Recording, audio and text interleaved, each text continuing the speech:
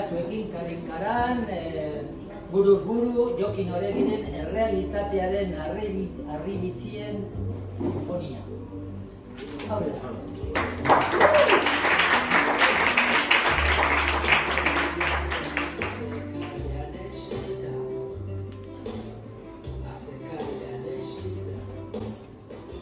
Artistek antz handia dute urre bila ibiltzen zirenekin.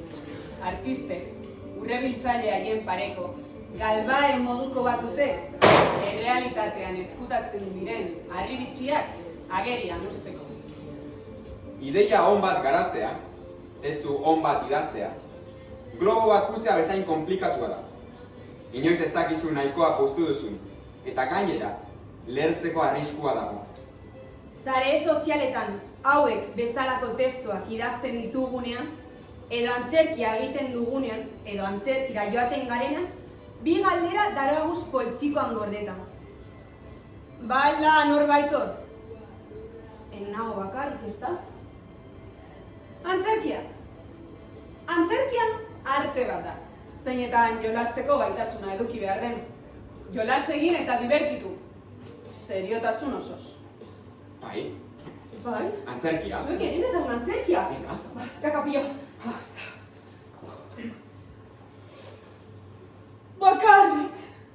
Bakarrik eta galduta. Kokoteros eta palmondoz beteriko irla abandonatu honetan. Naufragoak itxaropentzu idatzi du bere txipena. Mesedez, zatozten nire bila. Ez dakit non nagoen, baina bizirik nago. Uarteak urtsintxa baten itxura du iparraldetik begiratzen badiozu. Baina, albo batera etzanda dagoen emakumea dirudi, hegoaldetik begiratzen badiozu. Naufragoak, paper txikia botilan sartu, itxi eta itxasora botatzen du korronte egokiena kalkulatu ondoren. 3 hilabete beranduago, botila hondartzan agertu da berriro. Itsasoak itzuli egin diola uste du naufragoak. Baina irekitzean, bere krezoaren amaieran gorri zidatzetako ohar bat eta irudi bat dagoela ikusten dut zundituta. Honela dio, I like it. Atsegin dut. Oh yeah! Ohean sartzen zara, eta eroso jartzen zara. Espazioa kalkulatzen duzu eta maniobra egiten duzu lo sakona bultzatuko duen postura bilatuz. Beharrezko hartzeko irrikaz. Eta bat-batean, beste gorputz bat aurkitzen duzu. Bizkar biluzia, hanka bilduak, begi irekiak eta beste irrika batzuk. Eta maniobrak egiten dituzue, maitasun sakona bultzatuko duen postura bilatuz. Emakumeak, liburu irakurtzeaz bukatu zuenean, hormaren kontra jaurti zuen zeharro erritzen duta. Protagonista, ustekabean, bat ere komeni ez zitzaion gizonarekin eskontzen zen. Protagonista bat ere komeni ez zaion gizonarekin eskontzen da. Emakumeren sumin handia zen, eta liburuaren egiari telefonoz deitzea deliberatu zuen. Idazlea, zur eta lur geratu zen. Gertatzen ari zena ezin ulertuta. Aizu, tratua zure biografia idaztea zen. Eta kobratu gabe geratzen banaiz ere, nik tratua bete eta ez naiz gezurretan ibiliko.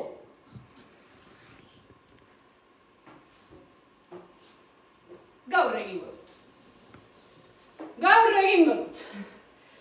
Gaur egingo dut. Zer? Aktore bat blokeatuta geratu da holtza gainean. Ez dakit zer egin beharko lukeen. Ez dakit zer egiten ari den. Ez dakit non dagoen. Ez du helbururik, ez arrazoirik, ez iraganik. Izuikara batek harrapatu du. Pertsonaiak abandonatu egin du. Eta orain, aktore da soilik. Nor naiz? Zer naiz? Nondik nator? Nora noa? Bakarrik nago holtza gainean edo lagunduta? Gaur egingo dut. Gaur egingo dut. Zer?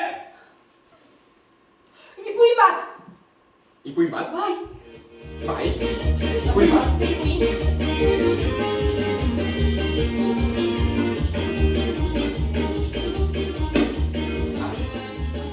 Maximiliano. Bai. Maximiliano azerikumea. Maximiliano, errepide bat lehen aldiz zeharkatu behar duen azerikumea da. Izen xelebre hori jarri diogu. Maximiliano, Autoak harrapatzen dueneko unea. Ez dadin horren krudela izan. Zuek, baina zaitezen aurreratu. Gogora ekarri ezagun egoera. bai, azerikume batek errepide bat zeharkatu behar du lehen aldiz. Azerikumeak Maximiliano du izena. Mudatan dabil. Handakuza errepide erdian, triku bat papera bezain fin. Ez daki ze gertatu zaion triku gaixoari. Beldur da, bera ere ez ote den zapal eginda geratuko, errepidea ikutu orduko. Errepidearen beste aldean aita du zain. Ni. Datu hau importantea jakitea. Bai, datu hau jakite importantea da. Bestela edozeinei pentsa lezake, lelokeria demasa dela errepidea zeharkatzea inolako arrazoirik gabe. Berak, arrazoi erabatekoa du. Bere aitak. Zatoz maitea, orain, zatoz orain. Ez da ezer txarri gertatuko. Esaten dio. Nori? Maximiliano azerikumeari.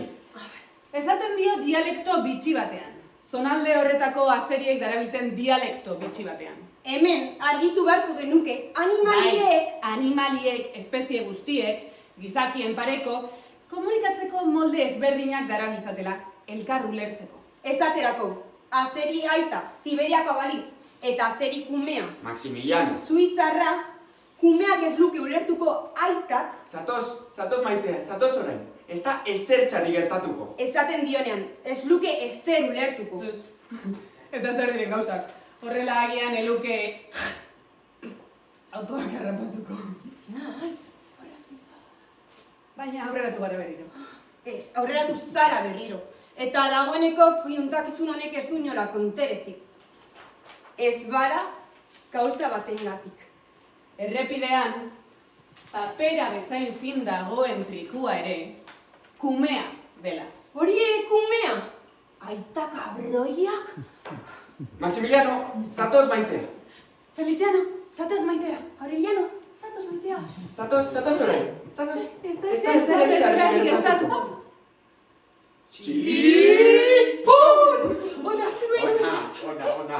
Begira, aitona batek bere umeari musu mandio.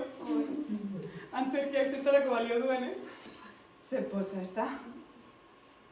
Haze poza, historio berri baten abia izan daitekeen ideia ernatzen zaizunean. Haze beldurra, ideia horri forma emateko zaitasunak agertzen direnean. Haze sofrikarioa, historiak merezi duen amaiera ezin asmaturik zabiltzanean. Haze poza, Haze beldurra. Haze sofrikarioa. seme alabei begiratzen diezunean. Lotan dauden bitartean, Tomasek semearen adizkide izan nahi zuen kosta ala kosta. Eta azkenean, lortu. Harropuztuta zebilen lorpenarekin. Semeak aldiz, sekula ez du gainditu aitari gabe geratu izana. gaueko ordu txikitan, aurra esnatu eginda berriro. Gurasoen logelatik datozen zarato tzulergaitzek esnarazi dute. Aurra izututa dago. Baina gurasoen gelara joatea deliberatu du. Aurra zur eta lur geratu da. Gelan sartu bezain pronto, gurasoak berriz zeharo lotzatuta. Alabak, lehen aldiz harrapatu ditu, espainolez hitz egiten. Euskara Bilbaon.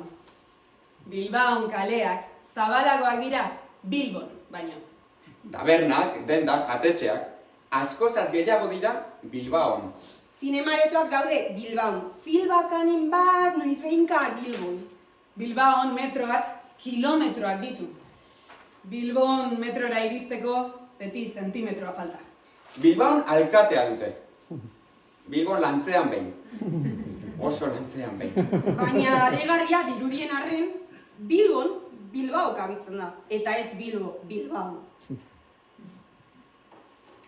Edurne naska eginda dago separatistekin. Bera, unionista da. Izki guztiekin esaten du. Unionista!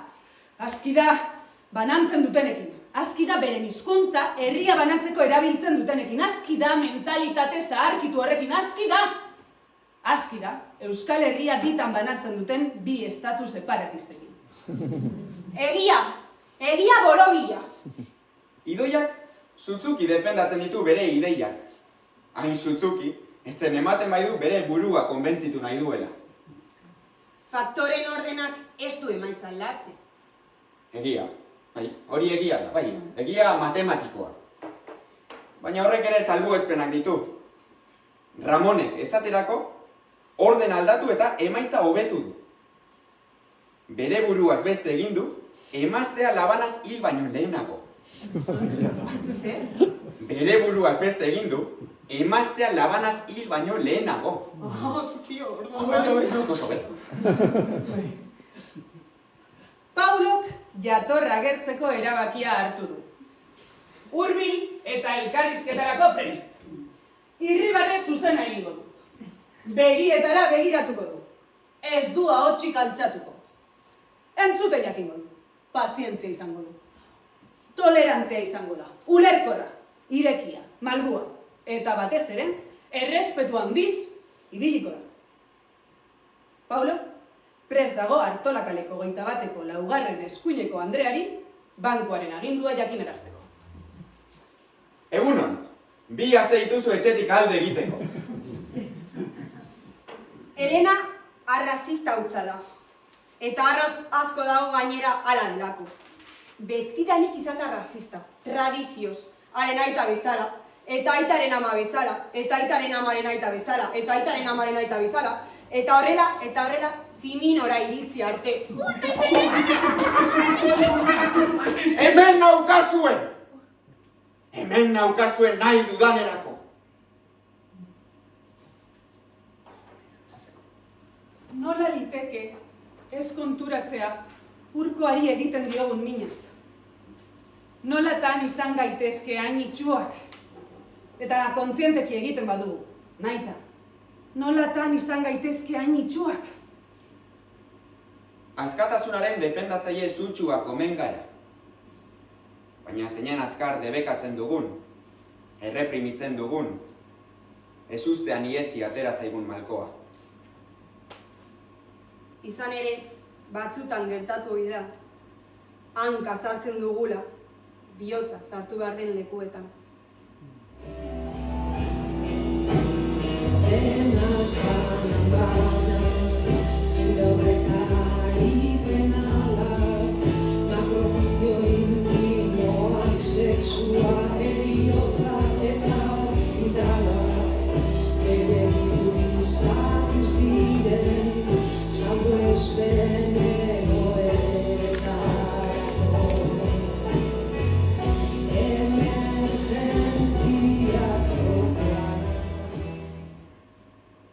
Esterrek 3 soineko ditu armairuan. Etxipena da bat, tristura bestea, eta bakardadea 3. Gizona ohetik altxa eta agurtu gabe joan denean, Esterrek ez du zirkinik egin, eta ez ditu begiak zabaldu, malkoak atera ezin da geratu daitezen. Lotxa sentitu du beste behin. Ez du berriro gizonik etxera ekarriko, zin egin dio bere buruari, beste behin. Halako batean, sukaldera joan eta mahai gainean, ohartxo bat dagoela ikusi du, gizonak utzitakoa. Oraintzen ator, kafea falta dela konturatu eta erostera atera naiz. Muxu, maite zaitut. Maite zaitut. Esterrek, ez ustean, beldur ikaragarria sentitu du, eta aterik ez diola zabalduko erabaki duen arte, ez da lasaitu. Izan ere, Esterrek 3 soineko besterik ez baititu armairuan. Ruper eta Rosak aspaldian ezagutu zuten elkar.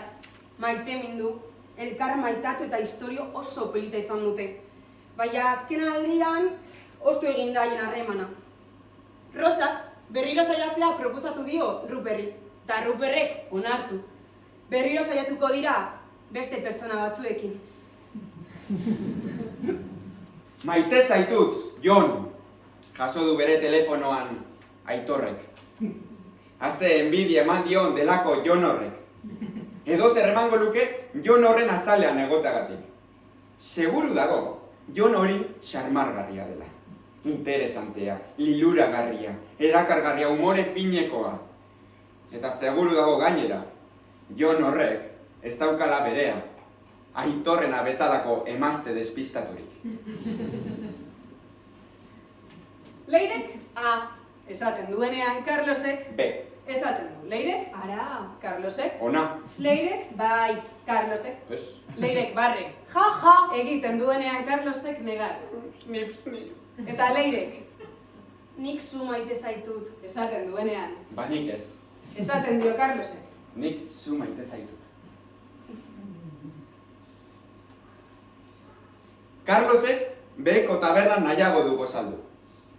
Bere kafetxoa, bere pila, bere egunkaria, bere atxedena, bere bakar-bakarrik arnaza hartzeko beharra, zalantzak, ziurtasunak, beldurrak, bere nazka, bere arrazoia, bere oroimena, bere porrota, esperantza, frustrazioa, eromena, mingotasuna, ilusioa, bere mesfidantza, utopia, asmoak, naikeriak, ametzak.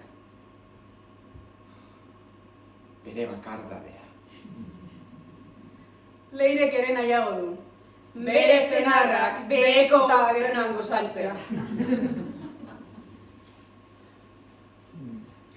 Martinak amets egiten du. Beti ere esna dagoenean, amestutakoa ez ahazteko. Gaur horren beste maite duen gizonarekin zegoela egin du amets. Gozo, lasai, haren fereka eta lastanekin goza eta poza, asperen, karnasa, ziburu eta zauru. Eta de repente, guztuen zegoenean, haizu, loak hartu du. Ametsak. Beti amets. Mario eta Braulio ezkontzera doaz. Brauliok oraindik ez daki. Mariok poliki joan nahi du. Lehenik eta behin azalduko dio Brauliori, bera, Braulio, homosexuala dela. Badela garaia armairutik ateratzeko. Eta bueno, gero ezkontzaren esango dio. Carlos kalean uso eta etxean otso. Gaizatu zenean, bikotekideak albaitariari deitu zion. Kristinak Lili hartu eta hostoak banan-banan kentzen hasi zaio. Maite dut, ez dut maite. Maite dut, ez dut maite. Maite dut, ez dut maite. Maite dut. Maite dut. Maite dut, ez dut maite. Maite dut. Kristinak bigarren lore bat hartu du.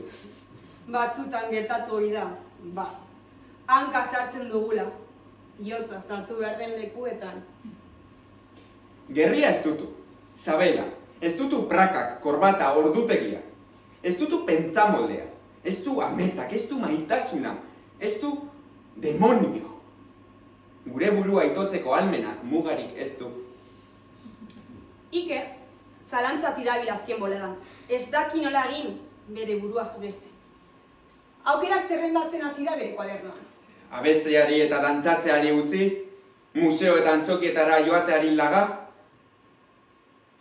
Mendigailur batera berriro ez igo. Seme alabak merkataritza gune batean ahaztuta utzi. Aitari bizita egiteri utzi. Nagusiaren proposamena onartu. Goiko bizilagun eskonduari diosarik ez egin. Bai, lagunak ahaztu, bakarrik lo egin. Bakarrik lo egin. Ikerrek azken boladan ez daki nola egin bere buruaz beste.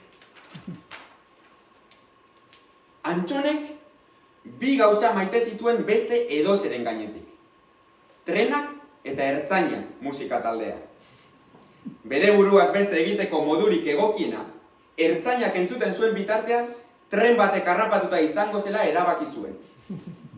Beñola, kaskoak jarri, volumena topera igo, eta trenbidean oinez hasi zen heriotzari talka egiteko bat ere beldurrik gabe.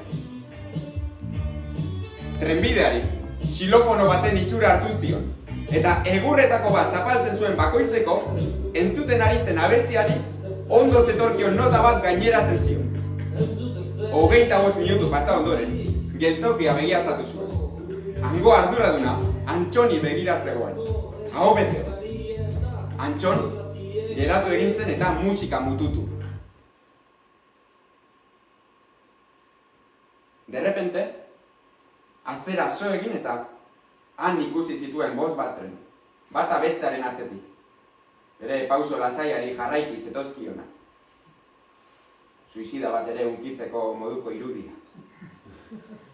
Ertzainek atxilotuta eraman zuten sirena karrankari baten zaratapean. Bizitza argia da, eta heriotza. Iluntasuna. Plazera eta oinazea. Arrazoia eta eromena. Artea eta heriotza. Milagros, azken hilabetetan ez ezagun batekin oheratzen da egunero. Hasieran lotza ematen zion, orain harrituta dago.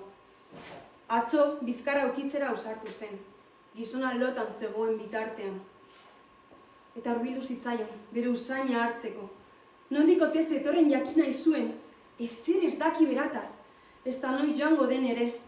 Edozein egunetan, gutxien espero duenean, joango dela suposatzen du. Bat ere azalpenik eman gabe, torri zen bezala ze. Gaur, bizkarra ukitzera.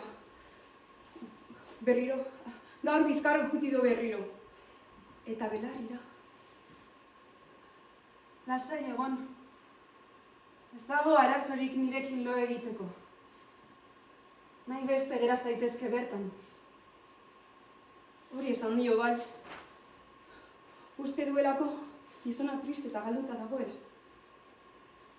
Bakarrik dago gisajoa. Lehenengo aldiz bere bizitzan agian. Agian bere emaztea galdu berri du. Bai, aliteke. Hori izango da, seguru. Gregorio, bere emazte gaixoaren eskua sentitu duenean bizkarrean. Eta entzun dionean, belarrira ezaten lasai egoteko.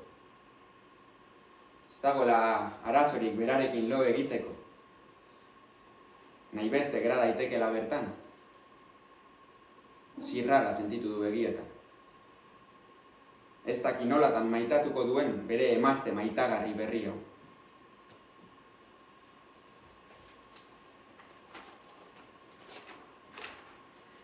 Juana zaharrak, esan die seme alabei, dagoeneko, amua ahoan duela. Laster batean tira egingo diotela bizitzatik bortizki ateratzeko. Aurki hilko dela. Gauza bakarra eskatu nahi die. Enazazue erraustu. Garraiatu nire gorputza sorbalda gainean hartuta. Nik behin nire aitarena arro asko eraman nuen bezala. Heriotzari diogun begiruneak, ezartzen duelako, bizitzari diogun begirune maila. Eta Juana ez da bizitutakoaz lotxatzen, ederra izan da bere garrastasunean. Eta hala da heriotza, garratza bere edertasunean. Jantzi kolorez nire agurra, datozela aurrak hilotzari musu ematera, ospatu dezatela ni bizi izana. Seme alabek ez dakite zer egin. Ez zuten halakorik espero. Heriotzak beti harrapatzen gaitu ezustean, bizitzak esalatu.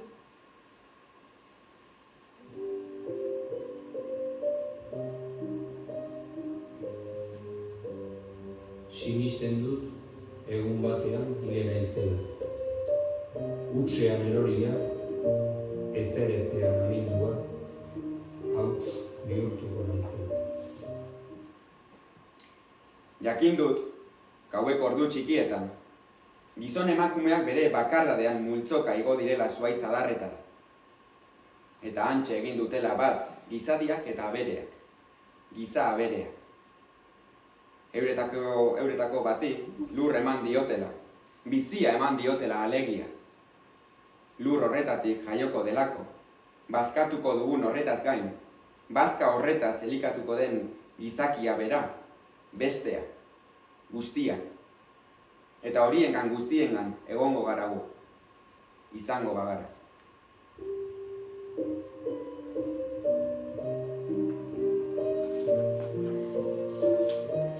Norbaitek pentsatu du, antza, letek merezi zuela ganorazko agure rituala.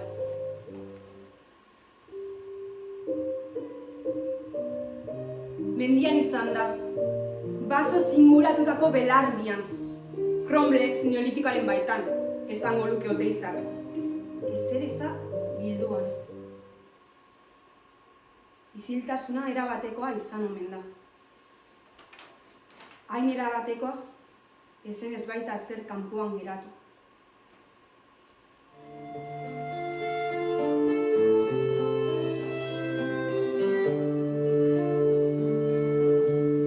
Maite ditut maite, gure bazterrak labroak, izkutatzen dizkitanean.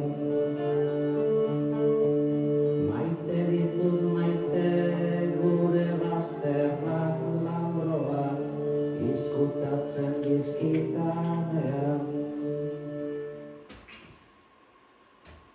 Gorroto ditut, gorroto.